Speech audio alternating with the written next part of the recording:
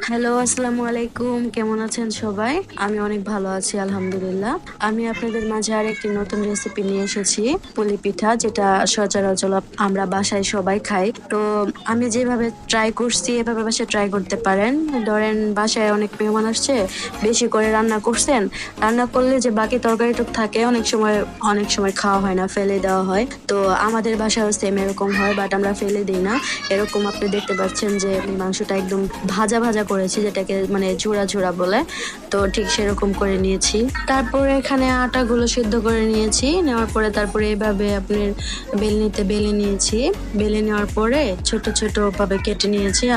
আমি just glass দিয়ে কেটেছি, আপনারা চাইলে আরো বড় কোনো বাটি বা অন্য কোনো কিছু দিয়ে কাটতে পারেন। আমি এইভাবেই কেটেছি। তারপরে দেখতেই পাচ্ছেন মাংসগুলো এর ভিতরে পুরগুলো দিয়ে দিচ্ছি, যেটা মাংসের ঝুরি ভাজা বলে, সেটা পুরগুলো দিয়ে দেওয়া হলো। তারপর সুন্দর করে আপনি যার যেরকম ইচ্ছা শেপ দিতে পারেন। আমরা সেরকম কোনো ডিজাইন করিনি, সিম্পল ভাবে ডিজাইন করেছি, দেখতে পাচ্ছেন। তো এরকম করে দিয়ে তারপর সুন্দর করে মাথাগুলো এরকম চিপ দিয়ে লাগিয়ে দিয়ে জাস্ট সিম্পল। আপনি যে কেউ চাইলেই পারবে, এরকম বাচ্চারাও প্রায় পারবে। আপনি চেষ্টা করতে পারেন, আপনার বাচ্চার সাথে নিয়ে ট্রাই করতে পারেন, ওরা খেলার চলে হলেও মজা পাবে এরকম করে বানিয়ে। তো এভাবে ট্রাই করতে পারবেন, ভালো লাগবে।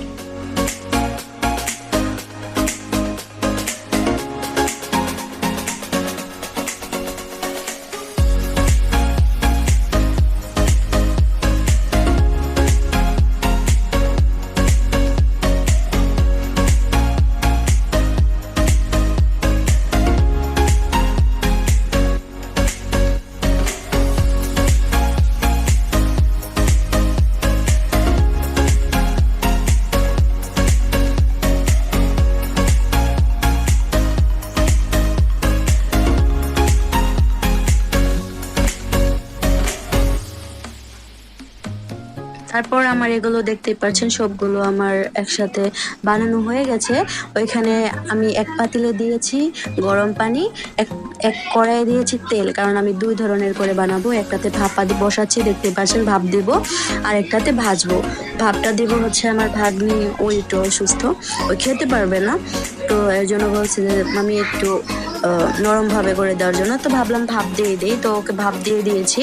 আর আমরা যারা বাকিরা খাবো, তো আমরা ভাজার জন্য তেলে দিয়ে দিয়েছি। তো এখানে ভাজা কমপ্লিট হয়ে যাবে। এভাবে আপনি তেলটা গরম হয়ে আসছে পরে আমি দিয়ে দিছি, দেখতেই পাচ্ছেন। তারপর হালকা হাতে একটু উল্টিয়ে দিবেন, কারণ পিঠাগুলো অনেকক্ষণ হয়েছে বানিয়েছি, তো এর জন্য একটু ফেটে গেছে। যেহেতু চালের গুঁড়ি আপনি বেশিক্ষণ রাখবেন তো এরকম একটু ফেটে যাবে। তো পাশে এখানে ভাপ দিয়েছি, বাচ্চারা বানাইছে, বলছি তো বাচ্চাদের নিয়ে বানাতে পারেন। তো ওখানে বাচ্চারাও বানাইছে, যেরকম খুশি সেরকম শেপ দিয়েছে ওরা। তো এই তো দেখতে পাচ্ছেন আমার এগুলো একটু লালচে লালচে করে ভাজা হয়ে গেছে, একটু মুচমুচে লাগবে খেতে। তো আমি এরকম করে লাল লাল করে ভেজে নিয়েছি। এই তো নামিয়ে নিলাম। তারপর এখানে যেগুলো ভাপ দিয়েছি সেগুলো একটু দেখে নিচ্ছি যে ঠিক আছে কিনা, হয়েছে কিনা, ঠিক মতো সেদ্ধ হয়েছে কিনা। তো দেখতেই পেলেন কিভাবে বানাইছি, খুবই সিম্পল। আপনারা বাসায় ট্রাই করতে পারেন, অনেক ভালো লাগবে। আজকের জন্য এতটুকু। সবাই ভালো থাকবেন। আসসালামু আলাইকুম।